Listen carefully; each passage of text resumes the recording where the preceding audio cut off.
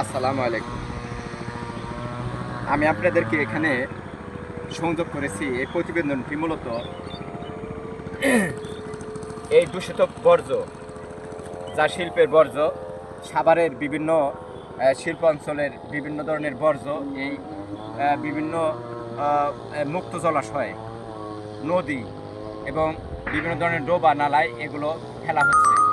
এতে পরিবেশের কৃষি, আবহাওয়া, জলবায়ুর উপরে চরম প্রভাব ফেলছে। আমি আপনাদেরকে সংযোগ করেছি এই জন্যে যে জাতির এই বিভীষিকাময় পরিবেশ যেন কখনো আমাদেরকে আর দেখতে না হয়। যে পরিবেশ বিপর্যয়, অতি খরা, অতি বৃষ্টি, এগুলো মানব জাতিকে বা প্রাণীকুলকে বা ডাইভার্সিটিকে আরও ক্ষতিগ্রস্ত করবে, যা আমাদের ভবিষ্যৎ প্রজন্মের জন্য অতীব দুঃসময় বয়ে আনতে পারে। তা আমি সেই প্রেক্ষাপটে এই ধরনের বর্জ্য পানি যেন বিশুদ্ধ করে, শিল্প কারখানার এই বর্জ্য পানি যেন বিশুদ্ধ করে এই বিল ঝিলে বা নদীতে ফেলা হয়।